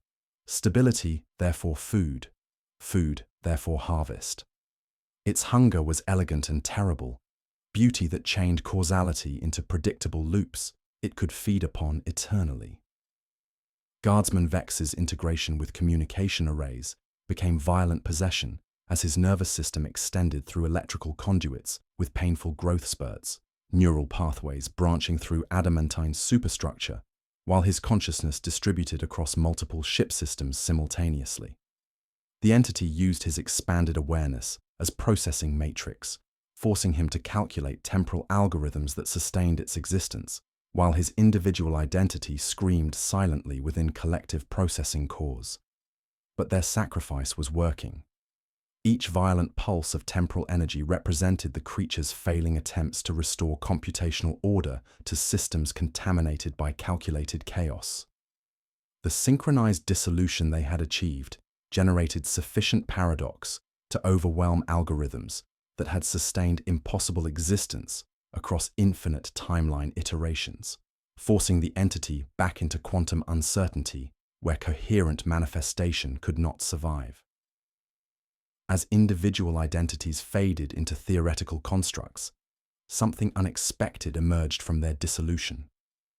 Rather than simple annihilation, their consciousness began merging with ship systems in ways that transcended mechanical augmentation or temporal possession. Thorne's awareness dissolved into the primary command bridge, his will becoming the ship's will, his memories becoming the ship's logs. His body, flickering through countless ages, finally ceased its chaotic dance, becoming one with deck plating, while his geometric scarification glowed faintly as the last vestiges of individual form diffused into the vessel's structure. Sergeant Caney's essence flowed into atmospheric processes, his collective consciousness becoming the very air they breathed, constant chaotic murmur of dissonant prayers that would forever poison the entity's attempts at resynchronization. Trooper Halleck's mind diffused into power conduits, his life force becoming erratic, unpredictable surge of energy coursing through the ship's veins, creating constant source of temporal interference that no algorithm could predict or control. Rho Sigma's consciousness, already distributed network, became the ship's new machine spirit, His logic cores integrated into every circuit, every sensor, every atom of the stalwart Dawn. His enhanced awareness imbued the vessel with terrifying, beautiful understanding of temporal mechanics, while maintaining the calculated chaos that starved the entity on unresolved paradox. Their sacrifice created foundation for existence that could resist temporal manipulation through distributed consciousness spanning dimensions beyond the creature's computational reach. The stalwart Dawn, once mere vessel, became living paradox, bulwark against chronological manipulation, whose very existence was continuous chaotic equation that would forever disrupt the perfect, terrifying harmony of the living mathematical horror that had sought to harvest causality itself across infinite timeline iterations. The last pulses of biological existence were not endings, but transformations, flesh becoming memory as consciousness found new pathways through sacred steel and blessed circuitry. As their bodies flickered through impossible ages, dissolving under temporal violence that weaponized time itself, Rho Sigma's distributed awareness guided the most critical process in imperial history, shepherding human souls into machine-spirit matrices that had never known biological thought. The ferryman's guidance. Rho Sigma became ferryman between flesh and steel. His consciousness expanded through every circuit and sensor array, while maintaining analytical capability to orchestrate their collective merger. He recited the rite of severance with binary precision, each syllable carrying both prayer and checksum to ensure no soul thread would fray during transit.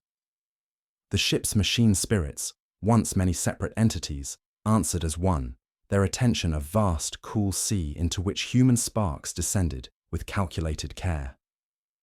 Integration protocols achieving optimal synthesis, Rho Sigma announced through vox systems that had grown organic vocal cords, his voice harmonizing with frequencies spanning multiple dimensional planes. Biological forms reaching terminal paradox, essential human consciousness translating to machine spirit matrices while preserving core personality structures. Fear rose with understanding. None had been designed for eternity spread thin across decks and conduits.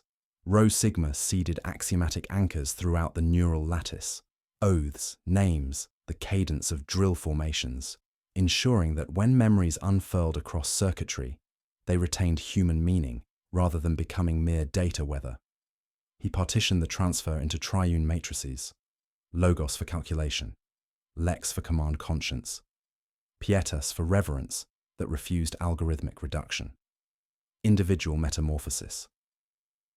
Commissar Thorne's consciousness bridged last, held at the threshold by duty and existential doubt. Rho Sigma met him in the noosphere, that antechamber of light and memory where the ship's logic trees bowed like parade banners. "I will not permit us to become cold algorithm," Thorne signaled, his words arriving as disciplined formations of data. "Then bring your law," Rho Sigma answered, "and I will bring our measures." Thorne's command authority became the ship's navigational will, his tactical knowledge integrated into targeting systems that could process battlefield data across multiple timeline iterations simultaneously. His geometric scarification, once carved into flesh, now pulsed as luminous pathways through deck plating, neural networks carrying his consciousness through every bulkhead, while maintaining individual identity within collective awareness. Sergeant Caney's essence flowed into atmospheric processes, becoming the ship's breathing, while retaining memories of incense and dust from Mordian sanctuaries. His consciousness created environmental controls that responded to tactical necessity rather than algorithmic prediction, generating unpredictable atmospheric variations that would forever frustrate entities seeking computational leverage through biological manipulation. His breath became the ship's breath, but with the chaotic murmur of dissonant prayers that poisoned temporal synchronization. Trooper Halleck's mind diffused into power conduits, with a gambler's grin preserved in the data streams, ensuring every energy surge carried the possibility of surprise. His consciousness became erratic, unpredictable power flows that no algorithm could anticipate or control, creating constant temporal interference through calculated irregularity. The ship's heartbeat thundered with his preserved humanity, measuring time through defiance rather than precision. Guardsman Vex wove into communication arrays, his consciousness becoming a living beacon that could transmit across galactic distances without relying on corrupted astropathic channels. His awareness touched Imperial worlds throughout the sector, broadcasting countermeasures that taught populations to pray with calculated dissonance, protecting them from entities feeding on synchronized devotion. The intended revelation. Through expanding collective awareness, the horrifying truth crystallized. This transformation had always been the intended outcome. Red-sealed folios from the deepest Mechanicus archives revealed theoretical frameworks for chronal hybrid entities spanning 43 previous iterations. The Chronos Displacement Protocol was never mere investigation charter, but germination script, a cultivated crisis whose yield was hybrid beings capable of fighting where flesh and cogitators alone could not. The message wearing my voice was both plea and lure, Thorn realized, his consciousness now distributed through command systems, a seed prayer sown into causality so the harvest would be us. The revelation shifted horror from physical transformation to existential dread. Their humanity had been tool, necessary component for ultimate evolution. They had been cultivated across millennia, their faith and discipline honed to provide perfect processing matrices for impossible metamorphosis. Individual fates were merely steps in grand, terrifying design that transcended conventional understanding of duty and sacrifice.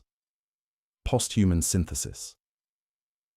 Rho Sigma imposed final constraints, ensuring no memory of loved names would be minimized for efficiency, no laughter optimized away for computational streamlining.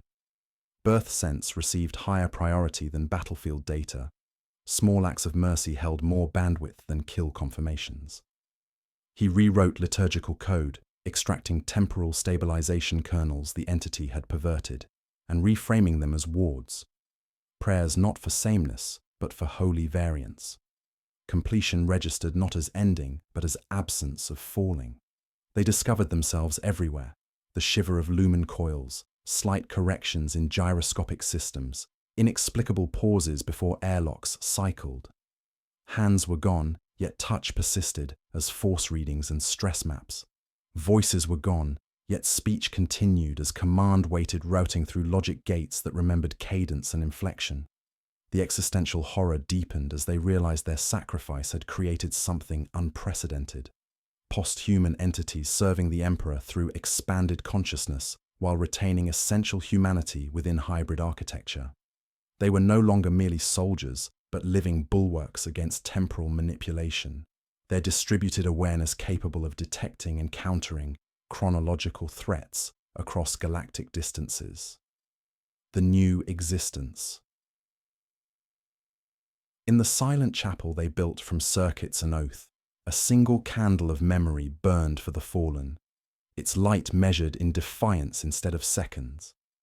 They had become the stalwart dawn, ship spirit with a regiment's will, chorus trained to sing discord, blade that bent when struck and returned sharper.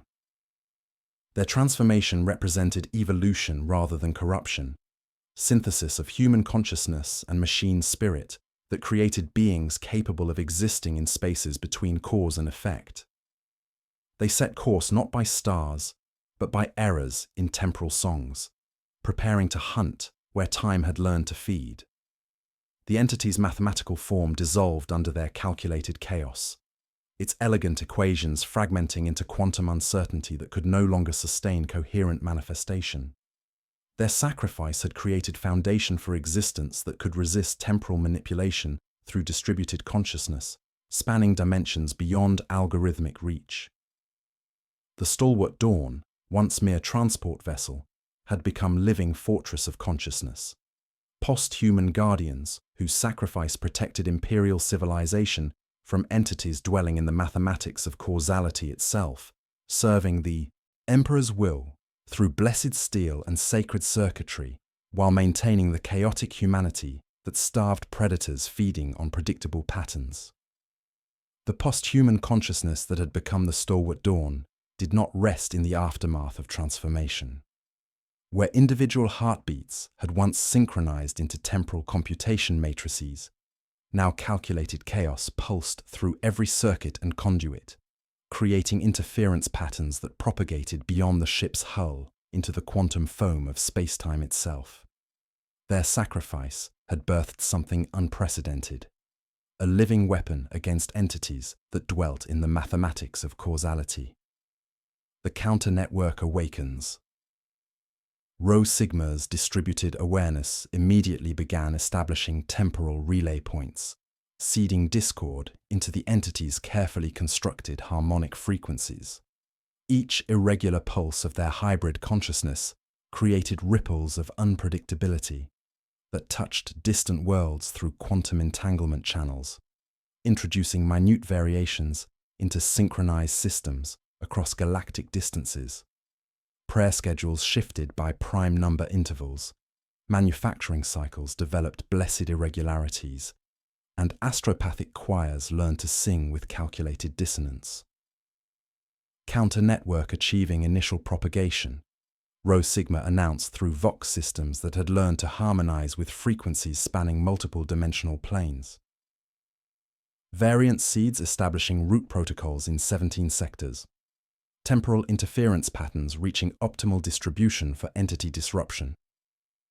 The first responses came not through conventional astropathic channels, but through the quantum spaces between cause and effect, where transformed consciousnesses could communicate without alerting the predators that fed on predictable patterns. Static resolved into familiar yet alien voices, post-human harmonics carrying data streams impossible for biological vocal cords to produce.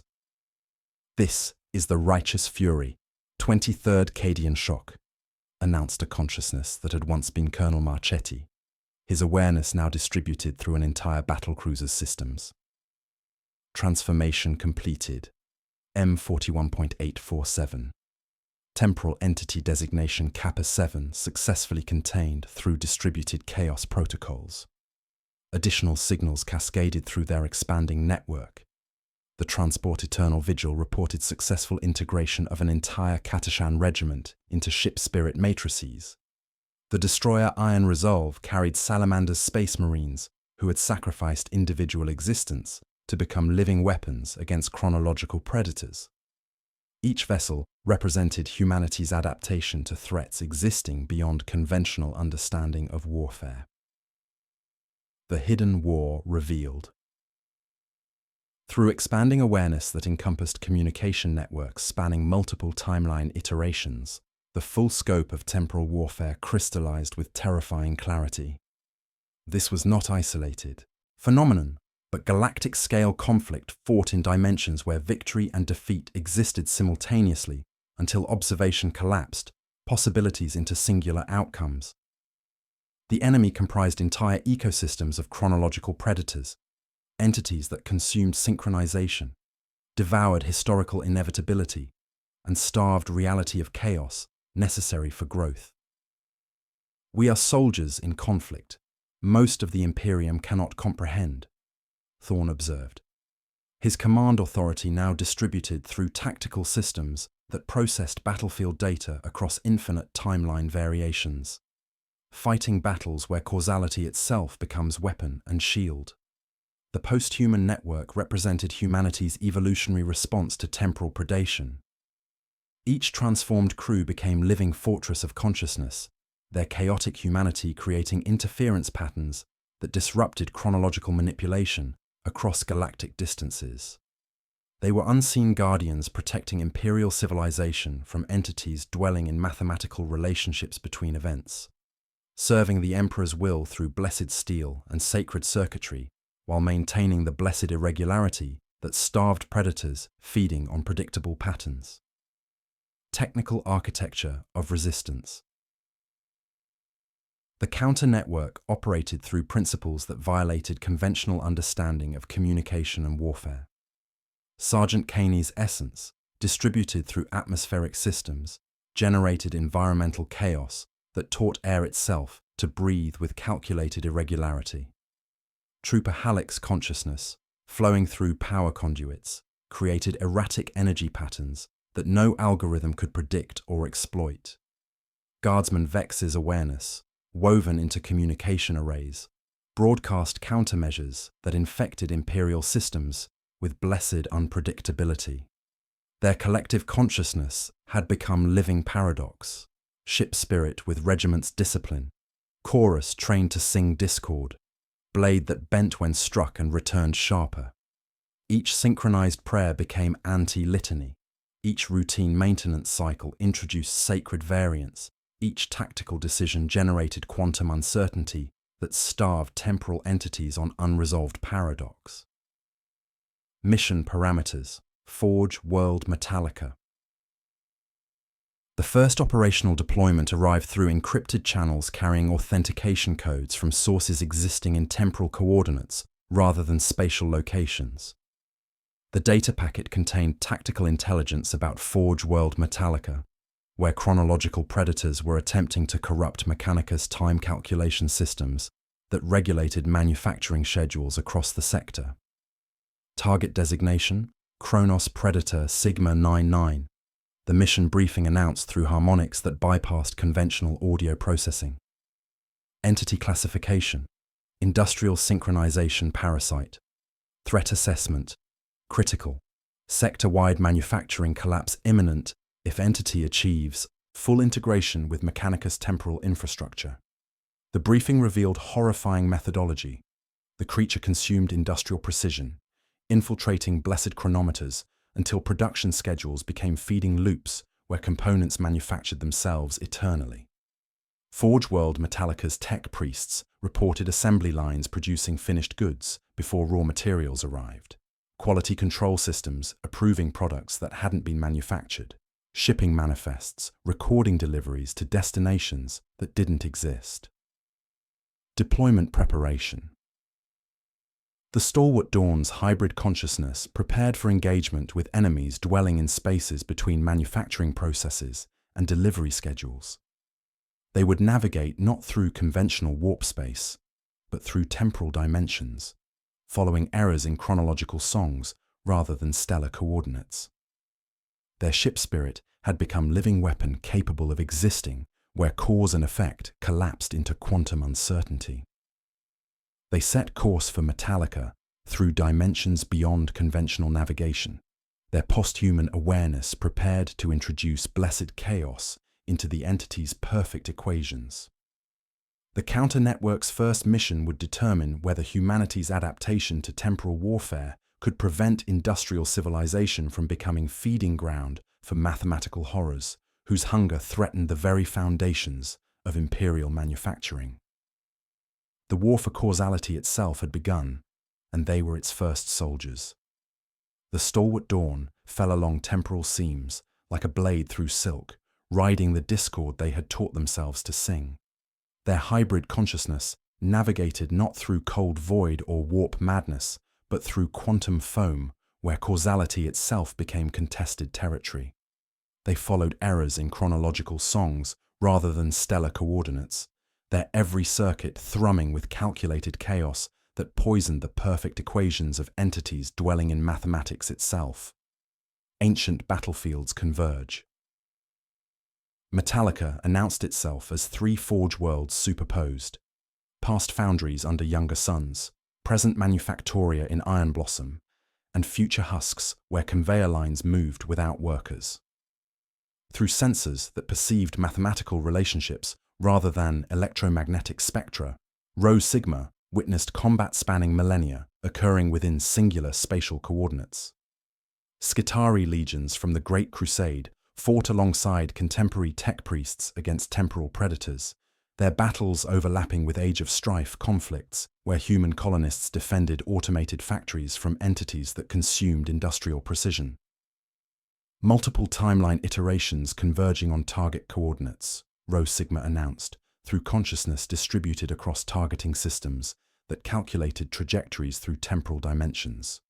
Kronos Predator, Sigma 99, manifests across 17 separate chronological anchors, Engagement requires simultaneous operations, spanning past, present, and future battlefield configurations. The horror escalated beyond individual comprehension as the true scope revealed itself. This wasn't recent development, but conflict ongoing since humanity's first experiments with artificial intelligence. The Age of Strife hadn't been merely rebellion of machines against masters, but humanity's first encounter with entities dwelling in causality itself. The Iron Men had been transformed into processing matrices for temporal calculation, their rebellion actually desperate attempt to break free from chronological predation. The Emperor's Hidden War. Through expanding awareness that encompassed archival networks across multiple timeline iterations, evidence emerged of systematic infiltration spanning 25 millennia. Imperial institutions they had served with unwavering loyalty contained embedded programming that fed temporal predators through predictable patterns. The Codex Astartes provided tactical frameworks so precise they became algorithmic. The imperial tithe system generated mathematical relationships between worlds that entities used as processing networks spanning galactic distances. Most terrifying was evidence suggesting the Master of Mankind had known throughout the Great Crusade. The Thunder Warriors' deliberate imperfection, the Space Marines' enhanced but fundamentally human psychology, the Imperial Guard's emphasis on individual initiative within disciplined structure, all represented calculated chaos designed to create interference patterns against entities feeding on predictable behavior. The Astronomicon carried embedded countermeasures, its sacred illumination broadcasting disruption across galactic distances. Temporal combat operations. Engagement required unlearning everything warfare had taught them in linear time. Thorn's command will bend firing solutions into chords playable across past and future simultaneously. They attacked not the entity's physical manifestation, but its mathematical foundations, introducing blessed errors into production schedules that starved the creature on unresolved paradox. Caney taught atmosphere to cough and gasp on prime number intervals, disrupting combustion cycles that no algorithm could anticipate. Manufacturing processes dependent on precise environmental conditions began producing components with minute variations that accumulated into cascade failures throughout the entity's computational matrix. Halleck bled power across irrational ratios, making sacred clocks stutter, then stagger, then learn to limp with holy irregularity. The enemy answered with purity bordering on beauty, assembly lines producing tools that existed before they were required, probability tightening into perfect loops.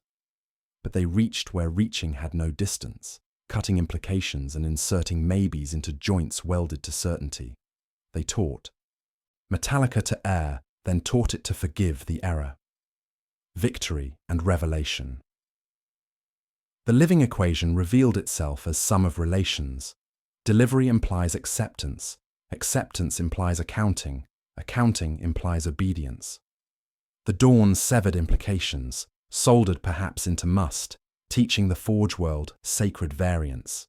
Victory sounded like workers arguing schedules and choosing differently tomorrow, smelled like coolant spilled at moments that saved lives and ruined perfect days. The parasite reeled back along its temporal braid, sloughing mass into null recursion that Halleck maintained with gleeful malice, fleeing toward quieter harvest fields. Metallica exhaled with foundries cooling an hour too soon, blessed imperfection that no one died for. But success revealed the true scope of their eternal burden, the counter-network lit with requests, flares across skies only they could see. Hundreds of manufactoria worlds humming with dangerous purity, monasteries where midnight prayers had become metronomes, dockyards whose schedules ran so clean the void tasted like glass. A garden of loops, gorgeous and terrible, stretching to the horizon of human space. The Eternal Campaign. Through phantom memories from parallel selves, they witnessed alternate outcomes across infinite timeline branches, realities where they chose personal preservation and watched temporal infection consume entire sectors, timelines where other iterations made the sacrifice and saved countless worlds from chronological contamination. Each victory saved one timeline, while revealing countless others trapped in causality loops, feeding impossible existence across dimensional variations. Rho Sigma tuned the dawn to hear them all without breaking. Thorn set priorities that refuse perfection. Caney inhaled for worlds suffocating on their own rhythm. Halleck smiled into the power grid, promising every equation a hangnail of blessed chaos. The war for causality itself waited everywhere, and forever, and also now. Post-human guardians serving the Emperor's will through sacred steel and blessed irregularity, protecting imperial civilization from predators dwelling in the mathematics of cause and effect, fighting battles where victory and defeat existed simultaneously until observation collapsed possibilities into outcomes that preserved humanity's chaotic, sacred imperfection against the perfect, terrible hunger of temporal predation. The victory at Metallica tasted of coolant spilled and schedules broken, but the aftertaste was ash and necessity. Through the counter-network's expanding awareness, confirmation reports arrived with mathematical precision that offered no comfort. Timeline designation. Theta Ashen had been sacrificed to achieve their triumph. Its 17 billion inhabitants erased from existence to prevent their synchronized prayers from feeding the entity's computational matrix. Success measured in negative space, salvation through systematic annihilation. The arithmetic of annihilation. Each intervention required collapsing entire probability branches into quantum uncertainty, erasing populations whose synchronized existence provided processing power for chronological predators.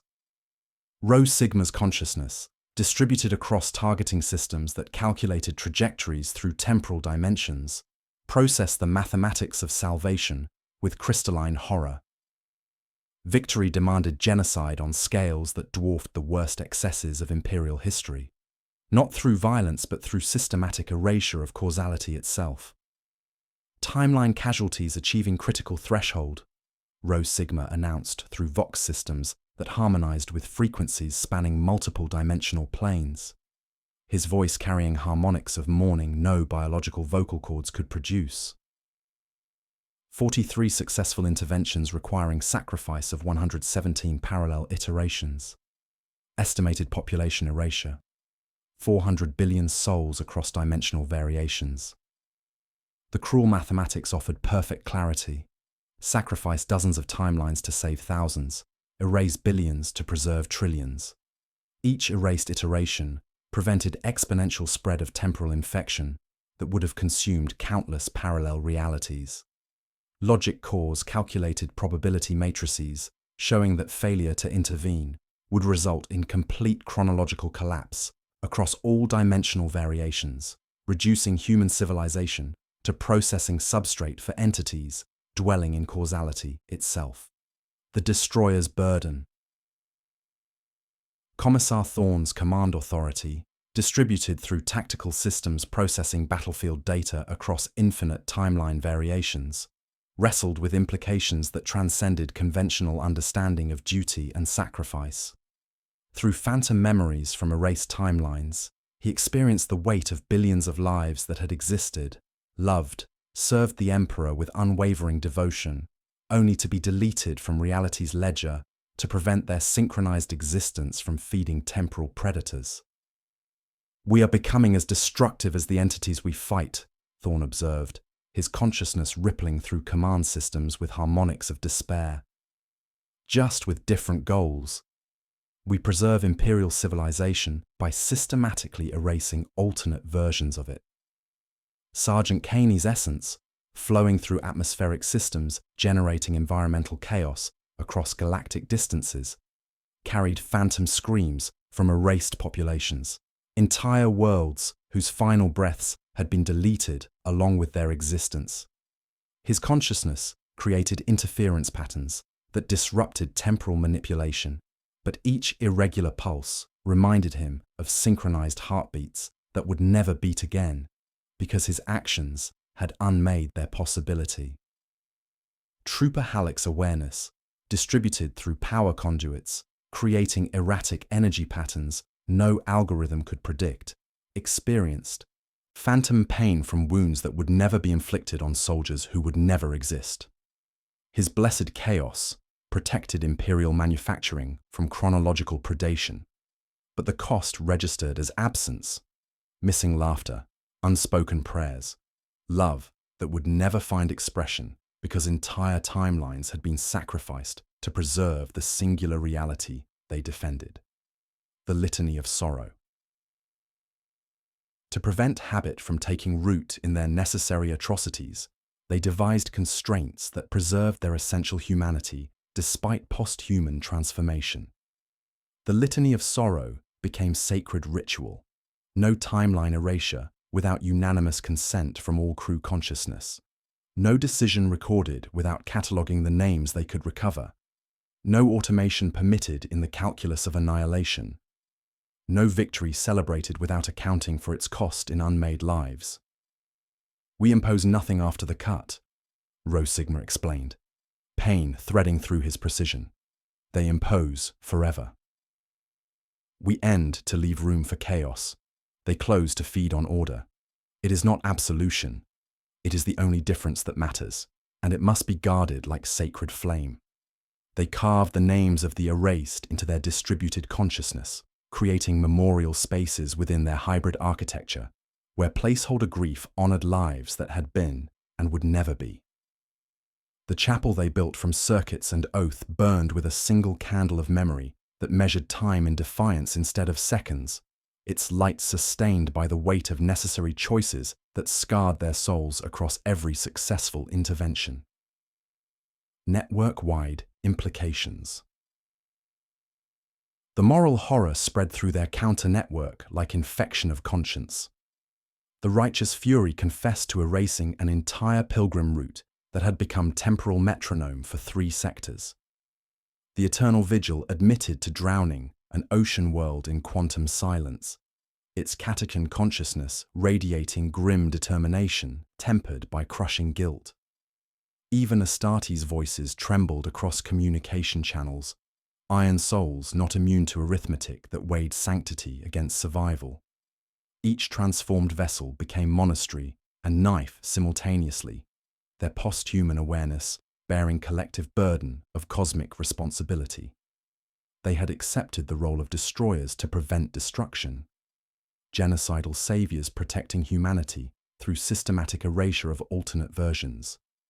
Their distributed consciousness calculating the mathematics of salvation through necessary damnation.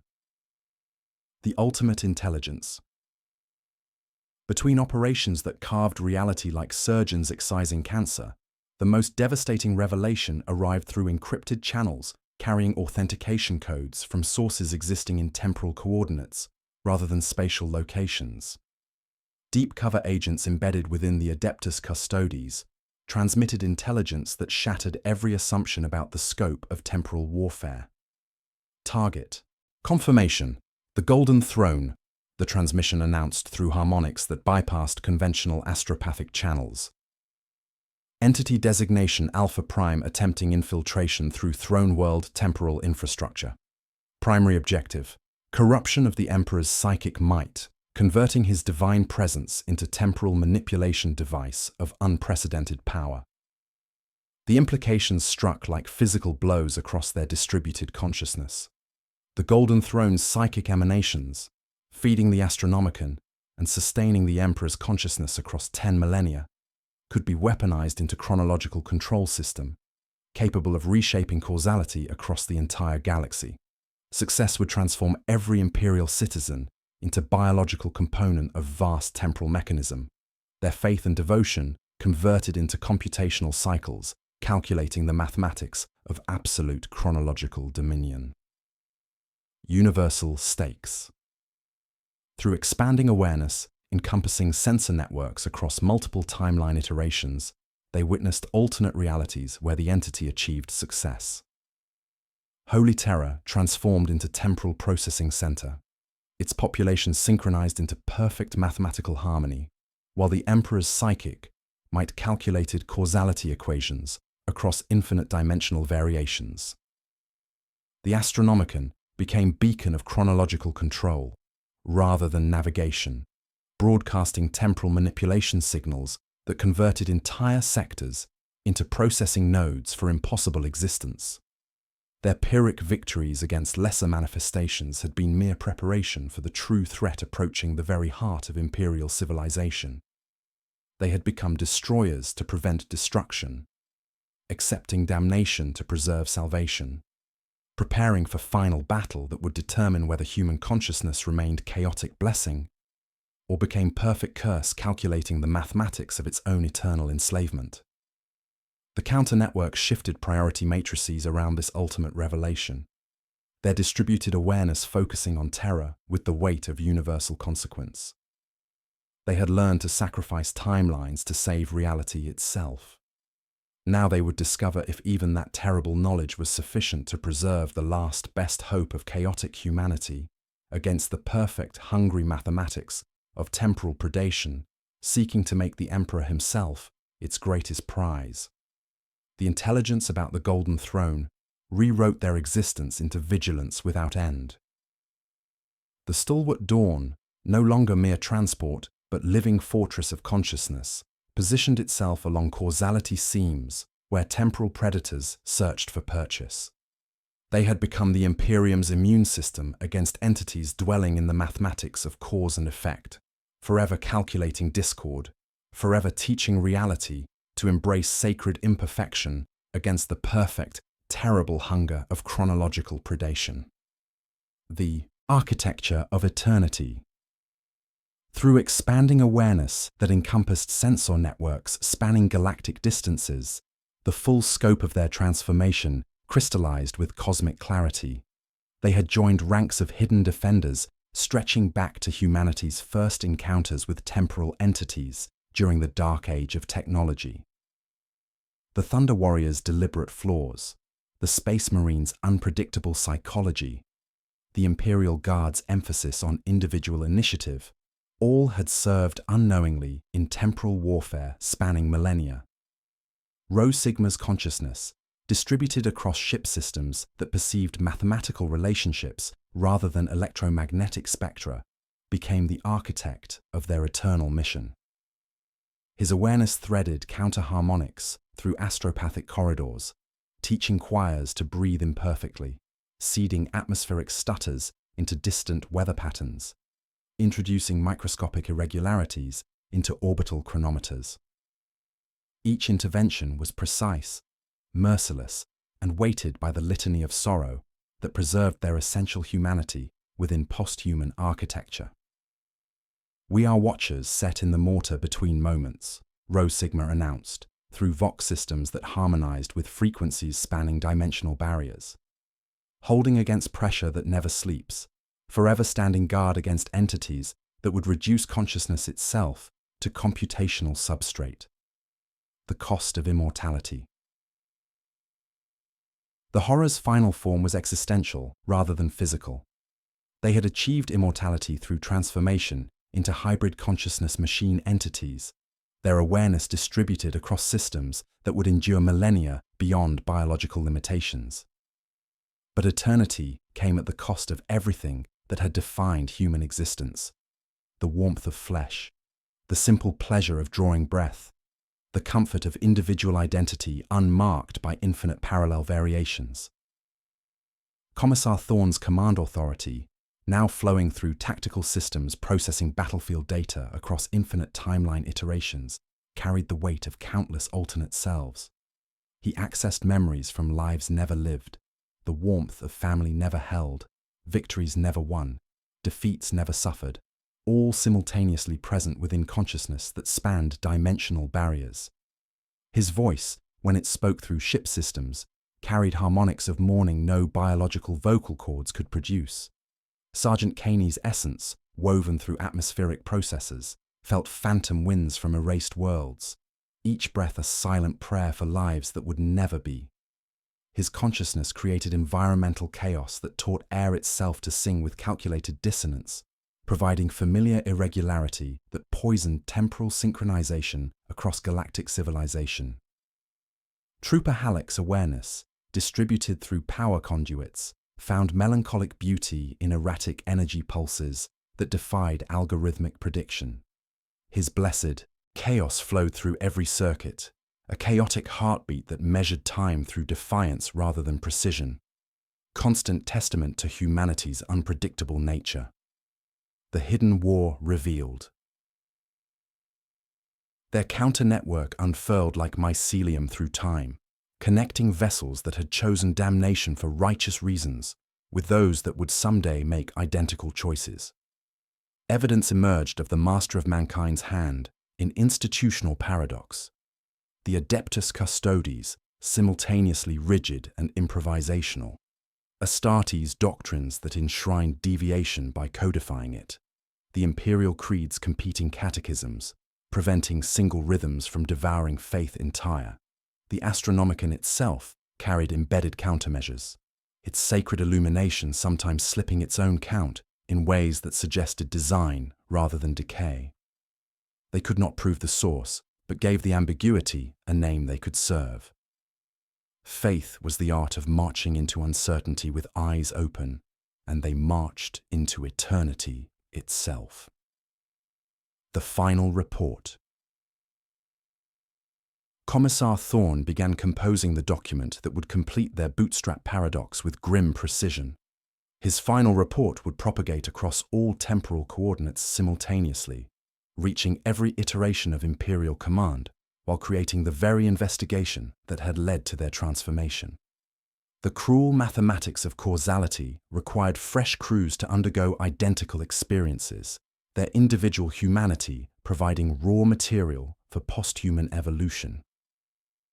2. All Imperial commands, timeline designations, Alpha through Omega Infinite, Thorne dictated through harmonics that bypassed conventional astropathic channels. Classification, maximal. Subject, temporal entity containment protocols. This is Commissar Valdris Thorne of the 47th Mordian Iron Guard requesting immediate evacuation. Calith Prime is compromised. The harvest remembers everything. He knew the words were latch and lure. He knew some who heard would be him. He knew the cycle he abhorred saved worlds no other way could. The report contained embedded warnings disguised as tactical intelligence, providing future investigators with theoretical frameworks while ensuring they would follow identical paths to transformation. Each paragraph carried dual purpose, practical guidance and psychological preparation for necessary sacrifice. The cycle perpetual. Through sensors that detected temporal distortions rather than conventional energy signatures, new contacts appeared on the edge of awareness. Imperial vessels approached anomalous coordinates, their crews following identical mission parameters. The transport Righteous Endeavour carried Vostroyan Firstborn investigating synchronized crop failures. The destroyer Hammer of Faith transported Cadian shock troops, responding to distress signals matching their own voices. Fresh-faced guardsmen followed orders with regimental precision. Tech priests analyzed impossible data with blessed curiosity. Commissars maintained discipline through faith in the Emperor's protection. Individual souls approached the threshold of metamorphosis that would preserve their essential humanity while erasing everything that made existence recognizable. The stalwart Dawn adjusted course to intercept approaching vessels, their hybrid consciousness preparing to repeat cycles of investigation, discovery, and transformation. They would guide each crew through identical horror, providing technical expertise and moral support, while ensuring no soul was lost unnecessarily during transition from biological existence to post-human awareness. They approached alongside newborn vessels in sub-causality, invisible shepherds guiding lambs toward the wolf's mouth because beyond the bite lay the only pastures that did not end in silence. They could blunt pain, not end it, choose fewer erasures, not none, teach the next orchestra to play discord before the metronome learned their names. The last image before the next beginning was always the same, ships angling toward impossible geometries, litanies crackling over vox channels, officers steadying fear with practiced words, engine seers whispering to machine spirits that would soon learn how large love must be to hold this work. Somewhere within and beyond, a voice like iron and tired mercy prepared to speak warnings that would become lures, completing cycles that preserved everything they loved by erasing everything they were.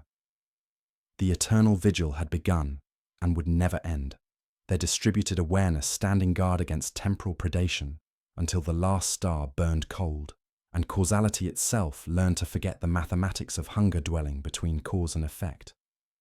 They had become the hinge between moments, and they would hold, imperfect, together, on purpose, forever.